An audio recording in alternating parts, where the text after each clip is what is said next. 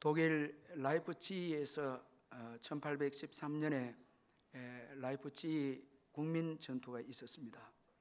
나폴레옹이 러시아 원정에서 추위와 식량 부족으로 이제 패하고 퇴각하게 되어졌을 때 그때 이 소식을 들은 이 프로이센과 또 오스트리아 그리고 러시아 이 세 나라가 동맹을 맺어서 이 나폴레옹 군대와 싸웠는데 이때 이 세 국가의 이 동맹군이 프랑스 군대를 이 라이프치히에서 물리칩니다. 이 패배의 여파로 1814년에 나폴레옹은 건자에서 이제 쫓겨나서 결국은 엘바섬으로 유배를 가게 되고 또 이로 인해서 또 이 홀로 마지막 이 다른 섬에서 그의 이제 인생의 종말을 고하게 됩니다. 따라서 이 라이프치히 전투는 이 나폴레옹 시대의 종말을 선언하는 아주 이 의미 있는 전투를 할 수가 있습니다. 이 나폴레옹이 누구인가 하면 한때 이 나폴레옹이 장군이었을 때 1800년도에 이 오스트리아를 공격할 때가 있었는데 이때 눈보라치는 알프스를 넘어서 이 오스트리아를 이제 치려고 그렇게 했습니다. 이 오스트리아는 아무리 그래도 이 나폴레옹이 이 눈보라를 치는 이 알프스를 건너와서 자기들을 공격하겠는가 생각을 하고 그 지역에서 진을 치고 있었는데 이 나폴레옹 부하 한 사람이 장군 이 날씨 속에는 이 알프스를 넘는 것은 불가능합니다. 되돌아가는 것이 좋겠습니다. 그렇게 조언을 했는데 그때 이 나폴레옹은 힘찬 목소리로 불가능이란 말은 프랑스 사전에는 없다라는 그 유명한 이 말을 합니다. 우리가 듣고 알기로는 나의 사전에는 불가능이 없다라는 그 말이지만은 더 정확한 표현은 불가능이란 말은 프랑스 사전에는 없다 그런 유명한 말을 하고 그가 눈보라치는 알프스를 넘어서 이 오스트리아 그 군대를 격파시킵니다. 그러니까 이 유럽이 전부 벌벌 떠는 거죠. 그만큼 아주 유능하고 지혜롭고 그리고 영향력 있는 장군이었고 그리고 왕이었습니다. 그런데 이런 그가 이 라이프치히 전투에서 패배함으로 인해서 결정적으로 유배를 가게 되고 그리고 그 유배 이후에 홀로 조용히 이제 섬에서 그의 생애를 마감하게 되어집니다. 1813년 이 라이프치히 전투를 기념하기 위해서 100년 뒤에 1913년도에 91m의 기념탑을 세우게 되어졌는데 그 기념탑 이 아래는 이런 글이 새겨져 있습니다. 하나님은 우리와 함께 하신다. 자, 이 라이프치히 전투에서 승리는 하나님의 도움이었다라는 것을 고백하는 그런 글귀입니다. 여러분 한번 깊이 우리가 생각해 볼 필요가 있는데 역사는 사람에 의해서 흘러가지 않습니다. 한 사람의 영웅의 어떤 이 용맹과 또 능력에 의해서 역사가 움직이지 않고 역사는 하나님의 손에 있고 부활하신 예수님께서 역사를 주관하시고 또 역사를 이끌어 가신다라는 것입니다. 그리고 부활하신 예수님께서 교회도 그의 손으로 친히 보호해 가신다라는 것입니다. 오늘 본문은 사울이라는 사람이 부활의 예수님을 만나는 내용에 대해서 말씀하고 있습니다. 이 원래 사울은 이 엄격한 유대 교인이었습니다. 따라서 그에게는 예수 믿는 자들이 이단으로 보였습니다. 그래서 예수님을 믿는 자들을 핍박하는데 열정적으로 앞장선 사람이 사울이었습니다. 이 스데반이 순교하는 데 있어서도 증인의 역할을 한 사람이 사울이었고 그리고 스데반 죽음 이후에 본격적으로 교회를 핍박한 사람도 이 사울이었습니다. 이 사도행전 8장 3절에 보면 사울이 교회를 잔멸할세 이렇게 말씀하고 있는데 이 잔멸하다 이 말은 멧돼지가 포도원을 파헤치다 이 의미입니다. 그러니 이 한 사람 이 사울의 교회의 핍박은 엄청난 교회에 충격을 주었고 교회에 많은 어려움을 주었다라는 것을 우리가 볼 수가 있습니다. 그리고 오늘 본문에 들어와서 사도행전 9장 1절에 들어와서 보면 사울이 여전히 주님의 제자들을 죽이겠다는 생각으로 가득 차 있었습니다. 그래서 그는 대제사장의 공문을 받아서 다메섹으로 가서 예수님을 믿는 자들을 다 잡아서 예루살렘으로 끌고 오려고 그렇게 했습니다. 여러분, 오늘 본문 1절을 우리 한번 같이 읽어보도록 하겠습니다. 같이 한번 1절 읽겠습니다. 시작. 사울이 주의 제자들에 대하여 여전히 위협과 살기가 등등하여 대제사장에게 가서. 자, 여러분, 오늘 1절 말씀에서 여전히라는 이 말씀을 좀 주목을 할 필요가 있는데, 사울은 여전히 교만해서 교회를 핍박했다는 것입니다. 자, 여러분, 이 여전이라는 이 말은 지속적이다는 거예요. 계속해서 이제 교회를 핍박을 합니다. 자, 더 놀라운 것은 이제 사도행전 9장에 들어와서 사울의 핍박은 이 장소적으로 확장이 됩니다. 자, 앞에는 예루살렘에서 핍박했는데 이제는 외국에 가서 핍박합니다. 이 다메섹에 가서 핍박하려고 합니다. 아마도 그의 이 교회에 대한 핍박의 이 열심에 대해서 그는 아주 자부심을 가지고 교회는 자기 손에 의해서 반드시 교회는 사라진다 생각을 하고 자부심을 가지고 핍박을 했을 것입니다. 장소적으로 더 확장이 됩니다. 이 다메섹까지 가서 이제 핍박하려고 합니다. 자, 그런데 여러분, 오늘 본문에 보면 다메섹으로 가는 도중에 그는 부활의 예수님을 만나게 됩니다. 결국 사울의 교회 핍박의 열정은 부활의 예수님을 만남으로 불산되고 맙니다. 자, 여러분, 우리가 이 교회 역사를 보면은 악인들에 의해서 교회 역사가 흘러가지 않습니다. 자, 사울의 뜻대로 교회가 되어지지 않았다는 것입니다. 만약에 사울의 뜻대로 교회를 핍박하는 대로 교회가 여러분 나아갔다면 교회는 오늘 존재하지 못합니다. 그런데 교회는 부활하신 예수님이 지키십니다. 부활하신 예수님께서 교회를 보호하십니다. 오늘까지 악인들이 얼마나 교회를 없애려고 노력했지만은 그러나 교회는 주님이 보호하셔서 오늘까지 여기까지 오게 됐습니다. 자, 여러분, 오늘 교회가 여기까지 오게 된 것은 바로 예수님은 부활하셨다라는 것을 보여주는 것입니다. 여러분, 믿으시길 바랍니다. 교회가 여기까지 오게 되었고 여러분들의 신앙이 여기까지 오게 되어진 것은 부활의 예수님이 살아계신다라는 거예요. 부활하신 예수님은 부활하셨다라는 것입니다. 예수님이 부활하셨기에 교회를 지키셨고 저와 여러분을 지키셔서 오늘까지 믿음을 지킬 수 있었고 교회도 여기까지 오게 되어졌다는 것입니다. 자, 이것을 우리가 잊지 말아야 합니다. 교만한 사울은 다메섹으로 가는 도중에 홀연히 하늘로부터 주어진 빛에 의해 땅에 엎드러지고 말았습니다. 자, 여러분, 오늘 이 사울의 인생을 통해서 우리가 한번 살펴볼 수 있는 것은 인생의 앞길은 여러분 우리 사람은 모른다는 것입니다. 당당하던 사울이 갑자기 땅에 엎드러지고 말았습니다. 자, 이 홀연히 이 말은 갑자기라는 말이거든요. 갑자기 그가 쓰러집니다. 땅에 엎드러집니다. 아, 여러분, 이 다메섹으로 아주 당당하게 이 교회를 핍박하기 위해서 살기등등해서 간 사울인데 가는 도중에 갑자기 그가 쓰러집니다. 이게 여러분 우리 인생입니다. 아, 여러분, 뭐 우리가 내 노력하고 내가 수고해서 이걸 이루겠다, 어디까지 가겠다, 여러분 이건 우리 생각이고요. 우리의 여러분 이 노력과 우리의 이 열정만을 가지고 여러분 우리 인생의 미래를 우리가 확신할 수도 없고 보장할 수도 없는 것입니다. 자, 여러분, 오늘 이 교만한 사울이 홀연히 빛에 비추는 빛에 의해서 엎드러집니다. 이 홀연히 갑자기 하나님께로부터 주어진 심판입니다.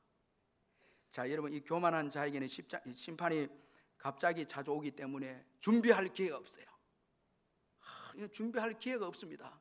그래서 영혼이 무너져 버리는 거예요. 이 패망하게 되는 것입니다. 그러므로 여러분 지속적으로 교만해서는 안 됩니다. 지속적으로 교회를 핍박하고 지속적으로 죄를 짓고 하나님에 대해서 대항하고 이건 여러분 이건 절대 이런 것은 해서는 안 됩니다. 그리고 인생은 하늘이 결정한다는 거예요. 오늘 사울이 다메섹 도상으로 나아갔을 때 하늘로부터 빛이 비추음에 그가 땅에 엎드러집니다. 하늘이 결정합니다. 자, 여러분 믿으시길 바랍니다. 오늘 내 인생의 여러분 이 인생의 모든 이 결정은 하늘에서 이루어지는 거예요. 이거 우리가 잊지 말아야 됩니다.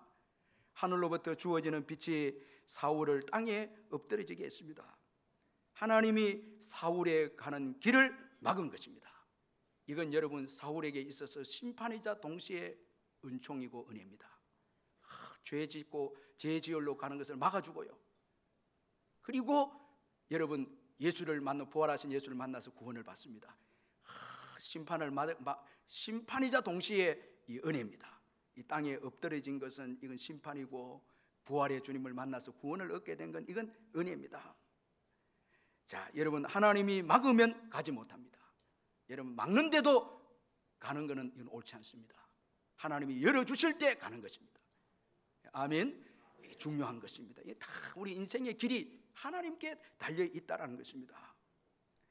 자, 지속적으로 교만했던 사울이 땅에 엎드려지게 되어집니다. 자, 우리 4절 말씀 우리 같이 한번 읽어보겠습니다. 9장 4절 같이 한번 읽겠습니다. 시작. 땅에 엎드려져 들으며 소리가 있어 이르되 사울아 사울아 내가 어찌하여 나를 박해하느냐 하시거늘. 자, 여러분 지속적으로 교만한 이 사울이 하늘로부터 비추는 그 빛에 의해서 땅에 엎드려집니다. 이건 여러분 완전히 깨어지는 것을 의미하는 것입니다. 이 건물의 기초까지 무너진 거예요.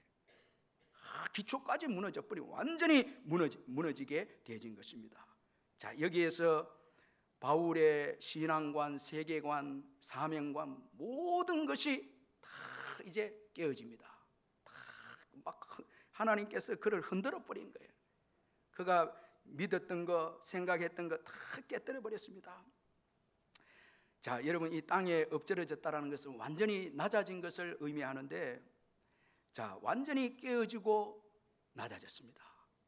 자, 여러분 인생은 흙이다라는 거, 아마도 너는 흙이야라는 것을 하나님께서 깨닫게 해주시기 위해서 이 땅에 엎드려지게 한 것입니다. 자, 여기에서 주의 음성이 들려옵니다. 이 4절에 보니까 땅에 엎드려져 들으며 이렇게 말씀하고 있습니다. 엎드려졌을 때 주의 음성이 들려옵니다.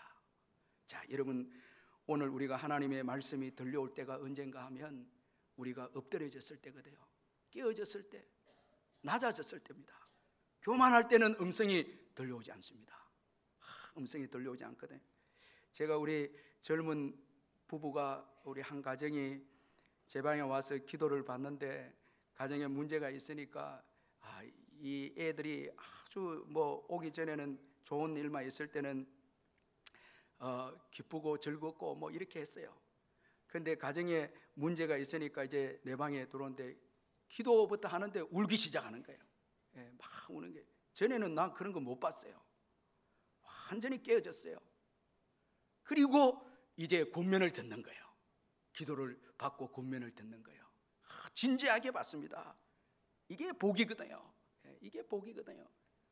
여러분 오늘 깨어져서 주님의 음성이 들려지고 있다면 이 복입니다. 이게 은혜입니다. 지금 주의 음성이 들려지지 않는다면 이건 불행입니다.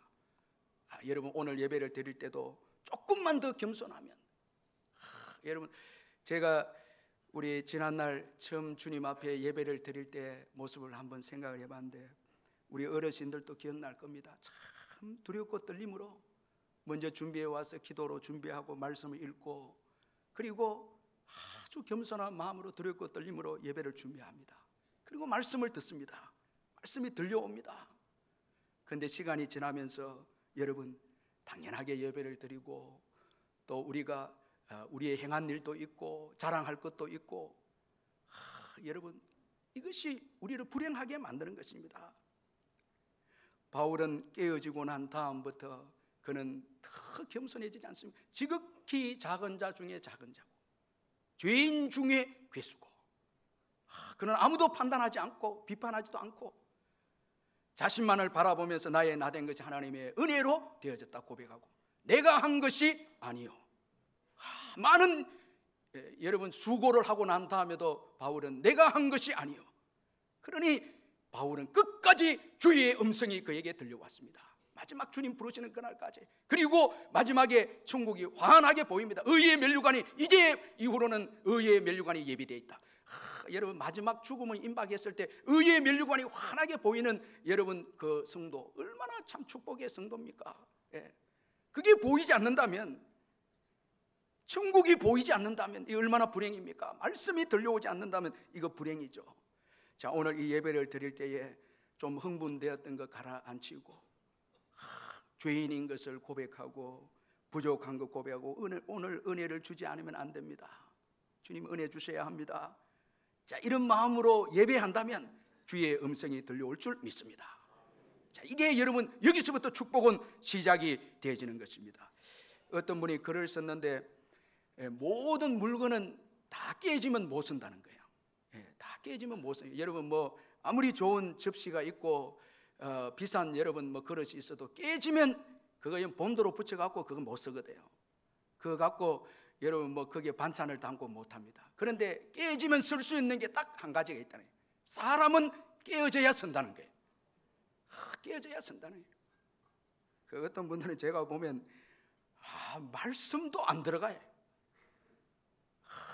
길바닥 같은 마음, 이건 안 되죠, 여러분. 어떤 수도사가 이 처음 수도원에 들어온 그 수도사의 교육을 시키는데, 말씀을 받는 자세, 겸손한 자세 소개하는데, 그 길가 땅을 쭉 가면서 물을 붓습니다. 수도사님, 여기 물을 부으면 물이 땅에 안 들어가잖아요. 내가 알고 있다고. 그리고 그 다음에 기구를 가져와서 그 땅을 파는 거예요. 다 깨뜨리는 거예요. 그 땅을 파서 깨뜨리고 난 다음에 물을 부으니까 물이 들어가는 거예요. 이와 마찬가지로 너도 앞으로 이 수도 생활할 때에 마음이 깨어지고 마음이 낮아져야 말씀이 들어간다. 이거 교훈해 주는 거예요. 참 이거 중요한 것입니다. 낮아질 때 비로소 주의 음성이 들려옵니다. 자, 이제 부활의 주님께서 사울아 사울아 내가 어찌하여 나를 박해하느냐 말씀하십니다. 이 음성에 사울이 충격을 받습니다. 주여 누구시니까? 예수님께서 말씀하시기를 나는 내가 박해하는 예수라. 이 바울에게 있어서 완전히 충격적인 그런 대화입니다.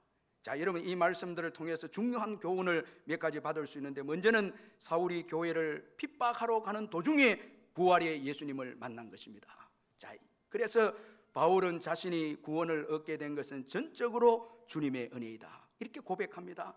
자, 여러분, 교회를 핍박하러 가다가 예수를 만났습니다. 그래서 구원을 얻습니다. 그래서 바울은 자신의 구원에 대해서 전적으로 하나님의 은혜다, 그렇게 그가 고백을 합니다. 그리고 사울이 예수님에 대해서 알기 전에 예수님은 사울에 대해서 이미 먼저 다 알고 계셨다는 것입니다. 그래서 사울아 사울아 이렇게 불렀습니다. 자, 여러분, 사울은 지금 예수님께 대해서 주여 누구시니까? 자, 그런데 예수님은 먼저 사울아 사울아 그렇게 말씀하고 있습니다. 자, 여러분, 부활의 예수님을 만난 순간 예수님이 먼저 자기를 알고 있었다는 것을 바울이 알게 됩니다. 사울이 알게 됩니다. 자, 여러분, 오늘 우리들도 예수님을 만나면 예수님께서 나를 먼저 알고 계셨다는 것을 깨닫게 됩니다. 그래서 부활의 예수님을 만난 분들은 분명한 자기 정체성이 있습니다. 그게 뭔가 하니까 나는 사랑받는 하나님의 자녀이다. 이 확신이 있습니다. 부활의 예수님을 만난 자는 나는 사랑받는 하나님의 자녀이다. 하나님은 창세전에 이미 나를 아셨다, 이렇게 고백하는 거예요. 창세전부터 나를 선택하시고 그리고 나에 대해서 다 아시고 오늘까지 인도하셨다, 이렇게 고백하는 거예요. 부활의 예수님을 만난 이 자들은 나는 사랑받는 하나님의 자녀이다라는 것입니다. 또한 이 지금 사울에 대해서 올바르게 평가하시는 예수님이십니다. 자, 여러분, 오늘 이 본문에 보면은 이 사울은 자기가 옳다고 하고 지금 교회를 핍박합니다. 확신을 가지고, 옳다는 확신을 가지고 교회를 핍박합니다. 그런데 다메섹 도상에서 부활의 예수님을 만납니다. 그 예수님께서 바울에 대해서, 이 사울에 대해서 올바르게 진단하고 평가합니다. 어찌하여 나를 핍박하느냐?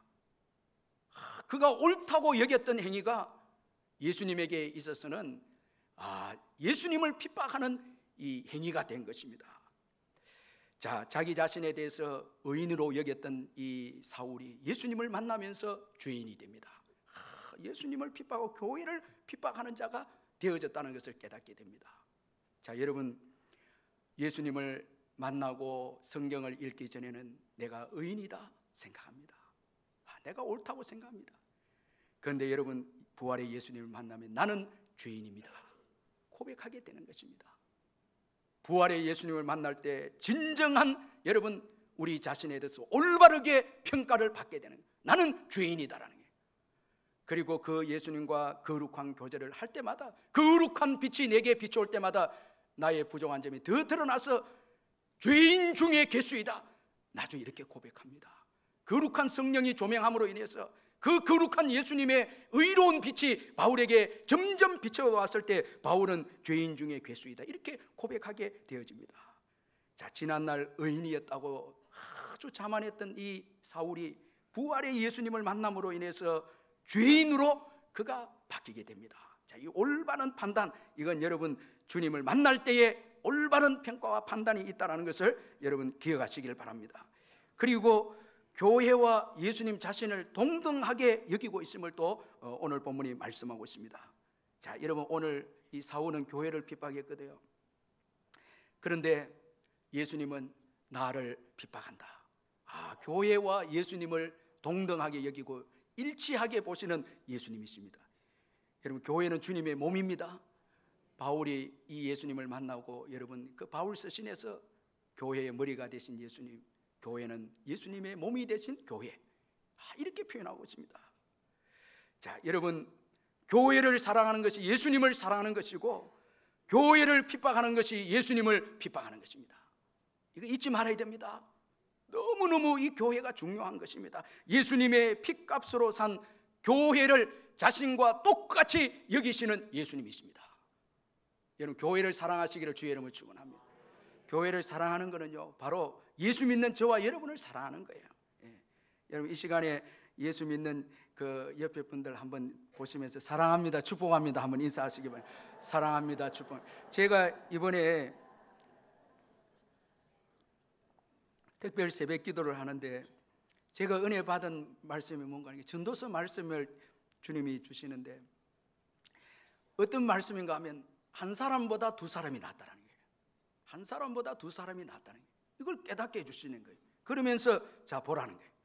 내가 새벽마다 나가서 새벽 예배를 인도하는데 많은 사람들이 오지 않느냐고. 너 혼자 교회에 이끌어가는 게 아니고 온 성도들이 함께 힘을 합쳐서 기도하고 교회를 이끌어가고 있고, 그리고 교회의 부흥을 주도하고 있고, 그리고 교회의 여러 가지 문제를 함께 성도들이 기도해주고 사랑함으로 이기고 있다고. 저에게 이런 깨달음을 주니까 얼마나 교인들이 사랑스러운지 새벽에 참 너무너무 감사해요. 여러분, 함께 예배할 때 주님이 일하십니다. 함께 일할 때 우리 교회가 이깁니다. 함께 예배하고 교회에 많은 문제가 있지 않습니까? 여러분, 성도들 질병도 있고 경제적 어려움도 있고 시험도 있고 핍박도 있는데 우리 주일날 함께 와서 하나님 앞에 영광을 돌리면서 예배하면서 동시에 함께 기도하면서 이 교회를 보존해 달라고 우리가 함께 하나님께 영광 올리면서 또 함께 기도합니다. 이 기도를 하나님이 들으시고 교회를 또 한 주간 이끌어 가시는 거예요. 너무너무 소중한 거예요, 이 교회가요. 여러분, 예수 믿는 저와 여러분 한 사람 한 사람 너무너무 소중한 분들이라는 거예요. 여러분, 절대 성도들을 향해서 여러분 어리석다, 바보다 이런 말 하면 안 돼요. 필요 없다 이런 말 하면 안 돼요. 핏값으로 여러분 산 교회의 성도들, 예수님 똑같이 예수님은 동등하게 대하신다는 거예요. 교회를 핍박했는데 나를 핍박한다 이렇게 하는 거예요. 여러분, 교회를 사랑하시기를 주의 이름으로 축원합니다. 교회의 어려운 소자들을 돕고요, 가난한 자를 돕고 병든 자들을 돕는 것이 누구께 하는 거라고요? 예수님께 하는 거예요. 제가 이 짐 신발라 목사님 그 간증을 들어보니까 이 뉴욕의 아주 유명한 그 교회인데, 교회를 개척하고 난 다음에 교회에 어떤 분이 들어온 거예요. 노숙자가 온 거예요. 완전히 냄새가 너무너무 나는 거예요. 노숙자인데 이 목사님이 좀 당황이 된 거예요. 그런데 성령님께서 이 목사님에게 자꾸 그 노숙자를 사랑하는 마음을 불러주신 거예요. 그래서 기도하다가 결단 끝에 이 목사님이 가서 덥석 안은 거예요. 냄새 나고 이러니 덥석 안고 형제여 사랑한다고 같이 예배를 드리고 또 뭐 씻어주고 막 이리 한 거죠. 사랑. 나중에 지나고 난 뒤에 놀라운 그분이 예수님이셨어요. 그분의 간증이에요. 그리고부터 그 교회가 부흥되기 시작하는데, 왜냐하니까 이 교회는 누굴 받아 주었다는 거예요. 예수님을 받아 주었다는 거예요. 근데 실제로 누굴 받은 거예요? 아주 어려운 분들을 받은 거예요. 근데 예수님을 받은 게 된 거예요. 예수님을 섬긴 게 된 거예요. 예수님이 그 교회를 축복하기 시작하는데, 여러분 그 짐 신발라 목사님 교회가 얼마나 성령의 역사가 강하게 일어난지, 그 정말 죄악의 도시인 뉴욕에서 아주 놀랍게 부흥이 되는 거예요. 여러분 오늘 주님은 여러분 연약한 지체의 모습으로 우리에게 많이 다가왔을 것입니다. 이번에도 우리가 지역을 섬기고 할 때 여러분 아주 중요한 것입니다. 그 가운데 주님을 섬길 수 있는 거예요. 주님의 택한 백성이 있을 수 있다는 거예요. 아멘. 그리고 교회 와서 여러분 교회를 사랑하고 어려운 지체들을 위해서 중보해주고 물질로 도와주고, 이게 다 주님께 하는 거예요. 아멘. 여러분 그래서 이 교회 심히 사랑합니다. 한번 따라요. 이 교회 심히 사랑합니다. 바로 누굴 사랑한다고요? 아니, 옆에 분들 사랑하는 거예요. 교회. 다시 우리 사랑합니다. 그래 한번 축복합니다. 아까보다 더 좋군요. 이렇게 두 번째 보니까 참 여러분 너무 이게 축복인 거예요. 똑같은 거예요. 여러분 그래서 우리 옛날 어르신들은 교회를 너무너무 사랑한 거예요. 부활의 주님을 만난 자들은 교회를 사랑하는 거예요. 교회를 위해 섬기고 교회의 어려운 것들 채우고 이렇게 하는 거예요. 그러면서 또 하나님의 복을 받는 거예요. 바울은 이방인의 사도지만은 교회를 많이 세웠어요. 그리고 마지막까지 교회를 위해서 염려하고 교회를 위해 사랑하다가 주님께 부름을 받았습니다. 교회를 핍박했거든요. 그런데 교회 가치를 알고부터는 교회를 사랑하는 거예요. 우리 교육자들도 교회 사랑하면 목회 성공하는 거예요. 교인들 사랑하면 성공하는 거예요. 그건 틀림없는 거예요. 이거는 주님이 최고 기뻐하는 거예요. 여러분 우리 구역장님들도 구역 식구들 사랑하면 복 받는 거예요. 교회를 사랑하는 게 모든 축복의 키인 것입니다. 왜냐하니까 주님은 교회와 일치하셨다는 거예요. 핏값으로 준 교회를 자기의 몸과 일치했다는 거예요. 그리고 부활의 주님을 만난 이 사울은 사명을 얻게 됩니다. 우리 6절을 같이 한번 읽어보겠습니다. 6절 같이 한번 읽겠습니다. 시작. 너는 일어나 시내로 들어가라. 내가 행할 것을 내게 이를 자가 있느니라. 자, 여러분 6절의 중요한 말씀이 내가 행할 것을 이 말씀이 중요합니다. 자, 부활의 주님을 만났을 때 비로소 예수님께서 사울에게 주시려고 하는 사명을 이제 받게 됩니다. 알게 됩니다. 이방인의 사도인 것을 듣게 됩니다. 부활의 주님을 만나기 전에는 내가 여러분 인생에 의미가 없습니다.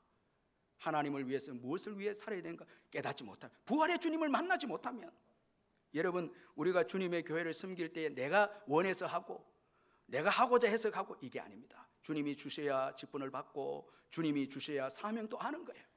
여러분 오늘 내가 행할 일은 주님이 주신 일이거든요. 주님이 알게 해주시는 일입니다. 이방인을 위한 사도입니다. 자, 부활의 예수님을 만난 사울은 이방인의 사도라는 사명과 직분을 받게 되고 한평생 의미를 가지고 목적을 가지고 기쁨을 행복을 가지고 이 사명을 감당했고, 그리고 이 사명을 감당할 때 주께 위해서 신실하게 끝까지 이 여러분 사울을 옆에 있어서 축복해 주십니다. 여러분 사명을 가진 자는요 주님이 떠나지 않습니다. 디모데후서 4장 17절 18절에 주께서 내 곁에 서서 나에게 힘을 주심은 나로 말미암아 선포된 말씀이 온전히 전파되어 모든 이방인이 듣게 하리 하심이니 내가 사자의 입에서 건짐을 받았느니라. 주께서 나를 모든 악한 일에 건져내시고 또 그의 천국에 들어가도록 구원하시리니 그에게 영광이 세세 무궁토록 있을지어다. 아멘. 자, 사람들은 다 버렸지만 디모데후서 4장 17절에 죽게 해서 내 곁에 서서 사명을 주신 주님은 버리지 아니하고 그 사명을 끝까지 감당할 수 있도록 곁에 서서 힘을 주셨다. 이 얼마나 행복한 인생입니까? 그래서 사도 바울은 고린도전서 15장 8절 10절에서 맨 나중에 만삭되지 못하여 난 자 같은 내게도 보이셨느니라. 나는 사도 중에 가장 작은 자라. 나는 하나님의 교회를 박해하였으므로 사도라 칭함 받기를 감당하지 못할 자니라. 그러나 내가 나 된 것은 하나님의 은혜로 된 것이니 내게 주신 그의 은혜가 헛되지 아니하여 내가 모든 사도보다 더 많이 수고하였으나 내가 한 것이 아니요 오직 나와 함께 하신 하나님의 은혜로라. 그 고린도전서 15년 부활장인데 부활의 주님을 만남으로 인해서 나는 사도가 되었고 교회를 핍박한 내가 사도가 되었고 구원을 얻게 되었고 다른 사도들보다 많이 수고하게 되어졌다. 부활의 주님 때문에 이런 복을 누리고 있다고. 그러면서 결론적으로 내가 한 것이 아니요, 내가 한 것이 아니면 누가 했다는 거예요? 주님이 하셨죠. 부활의 주님께서 그의 인생을 살게 하셨고 그의 사명을 감당할 수 있도록 힘을 주셨다라는 게 최고 행복한 인생이요, 내가 한 것이 아니요라고 고백하는 분들입니다. 누가 하셨다고요? 주님이 하셨다는 거예요. 주님이 하셨다. 주님이 안 하셨으면 지금 내 인생을 설명할 수 없다고 고백하는 분 최고 행복한 분이에요. 예. 여러분 모파상이라고 여러분 잘 아실 터인데 이분이 여러분들 뭐 잘 아는 대로 노르망디에도 집이 있었고 파리에도 화로운 그 저택이 있었고 은행에도 평생 쓸 돈이 이 저축이 돼 있었습니다. 그런데 그는 1892년의 밝은 새해에 더 이상 삶의 의미가 없다고 깨닫고 목숨을 끊는 자살을 시도합니다. 겨우 목숨은 살렸으나 이후에 정신병자가 되어져서 고통스러운 삶을 살다가 43세에 생을 마칩니다. 그의 모비에는 그가 평소에 자주 쓰던 말이 참 아이러니하게 쓰여져 있었는데 나는 모든 것을 갖고자 했지만 결국 아무것도 갖지 못했다. 이게 그의 모비명입니다. 그런데 여러분 고린도후서 6장 10절에 보면은 바울에 대해서 성경이 이렇게 말씀하고 있습니다. 근심하는 자 같으나 항상 기뻐하고 가난한 자 같으나 많은 사람을 부요하게 하고 아무것도 없는 자 같으나 모든 것을 가진 자로다. 얼마나 이 바울이 행복하고 부활의 주님을 만나고 난 다음에 의미 있고 목적 있는 삶을 살아감으로 아주 행복한 고백을 한 말씀이 아니겠습니까? 자, 오늘 이 본문을 보면은 사울의 교회 핍박으로 시작이 됩니다. 오늘 본문의 구성을 보면 핍박이 시작됩니다. 자, 여러분 우리가 때로는 세상으로부터 교회가 핍박을 많이 받으면요, 요즘 자꾸 세상에 교회를 박해하는 악법들이 드러나면 우리는 생각할 때에 이러다가 이 하나님을 대적하는 악법들에 의해서 교회가 무너지고 교회가 망하지 않나, 이렇게 우리가 생각할 때가 있습니다. 사울이 교회를 잔멸하고 핍박하게 되어지면 이러다가 우리가 망하게 되지는 않는가 생각할 수 있지만은, 그러나 악인들의 핍박만 있는 것이 아니고 거기에는 주님의 심판이 있고, 자, 사울을 땅에 엎드리게 하는 건 이건 부활하신 예수님의 심판입니다. 동시에 심판만 있는 것이 아니라 부활하신 예수님의 은혜도 있다라는 거예요. 자, 사울이 구원을 받고 사도가 된 것은 은혜입니다. 자, 핍박만 있는 게 아닙니다. 교회는요, 부활하신 예수님의 보호하신 은혜가 있습니다. 여러분 이걸 믿음으로 바라보시기를 주의 이름으로 축원합니다. 자꾸 세상에 핍박만 보면 안 됩니다. 교회를 주관하시고 교회를 이끌어 가시는 부활하신 살아계신 예수 그리스도의 은혜가 있습니다. 이것을 볼 때에 승리자가 됩니다. 자, 여러분 오늘 이 예수님의 이 부활하신 예수님의 은총으로 바울이 구원을 받고 사도가 됩니다. 전적으로 예수님의 은혜입니다. 그런데 한 가지 우리가 잊지 말아야 될 것은, 여러분 부활하신 예수님의 이 은혜의 배후에는 여러분 성도들의 부활 신앙이 있었다라는 게 바로 스데반의 순교입니다. 스데반의 순교입니다. 자, 사울은 스데반이 순교할 때에 정인으로 있었습니다. 부활의 예수님을 보았습니다. 스데반이 보았습니다. 그리고 기도합니다. 이 큰 죄악을 저들에게 돌리지 마옵소서. 부활 신앙을 가지고 오늘 죄인들을 위해서 기도하는 스데반입니다. 그리고 순교합니다. 자, 그리고 난 다음에 부활의 주님이 사울에게 찾아오셔서 구원을 주시고 사도의 놀라운 은혜를 주십니다. 자, 오늘 여러분, 우리의 부활신앙 헛되지 않습니다. 어떤 분들이 이렇게 기도하는데 응답이 안 되고, 이렇게 예배드리는데도 응답이 안 되고, 이렇게 섬기는데도 축복이 여러분, 이 의심 다 내려놓고요, 부활의 주님을 의지하시길 바랍니다. 믿으시길 바랍니다. 그리고 오늘 기도하시길 바랍니다. 자녀들 위해 기도하고, 교회의 부흥을 위해 기도하고, 조국을 위해 기도하시길 바랍니다. 부활의 주님께서 성도들의 부활신앙의 섬김을 보시고 그의 여러분 은혜의 역사를 오늘도 베풀어 주십니다. 낙심하지 마시길 바랍니다. 절망하지도 마시길 바랍니다. 주님은 부활하셨습니다. 보좌에 계십니다. 우리의 기도를 듣고 계십니다. 우리의 섬김을 다 보고 계십니다. 헛되지 않습니다. 예수님이 부활하셨기에 오늘 예수를 위한 삶이 헛되지 않고 예수를 위한 섬김이 헛되지 않습니다. 절망하지 마시길 바랍니다. 어떤 분은 부활신앙이 약해지니까 포기해버리니, 기도도 하다가 포기해버리니, 포기하면 안 됩니다. 주님은 부활해서 살아계십니다. 그 부활신앙을 믿고, 스데반처럼 부활신앙을 믿고, 언젠가는 사울도 돌아올 것이나 그 믿고 용서의 기도를 하고 여러분 죽음을 맞이할 때 부활의 주님께서는 놀랍게 여러분 그 믿음대로 역사해 주신다는 것입니다. 자, 이 사도 바울은 고린도 전서 15장 57절 58절에서 우리 주 예수 그리스도로 말미암아 우리에게 승리를 주신 하나님께 감사하노니 그러므로 내 사랑하는 형제들아 견실하며 흔들리지 말며 항상 주의 일에 더욱 힘쓰는 자들이 되라. 이는 너희 수고가 주 안에서 헛되지 않은 줄 알미라. 그는 성도들의 부활신앙을 통해서 구원받은 것을 알았기에, 그 역시 부활의 주님을 만났기에, 그리고 이제 부활의 주님을 위해서 사는 삶이 결코 헛되지 않은 것을 깨달았기에 고린도 교회를 향해서 복음을 위해서 사는 삶을 흔들리지 않고 계속해라고. 왜냐하면 복음을 위한 삶은 결코 헛되지 아니한다고. 여러분, 주님은 부활하셨습니다. 오늘 또 교회를 지키고 있습니다. 그리고 성도들의 기도를 듣고 계십니다. 섬김을 보십니다. 그리고 그 섬김대로, 그 기도대로 또 은혜를 베풀어 주십니다. 여러분, 부활의 주님을 굳게 믿고 믿음으로, 계속해서 믿음으로 삶을 살아가시기를 주의 이름으로 축원합니다. 우리 말씀 생각하면서 통성으로 한번 기도하겠습니다. 사랑의 하나님 아버지, 감사합니다. 감사합니다.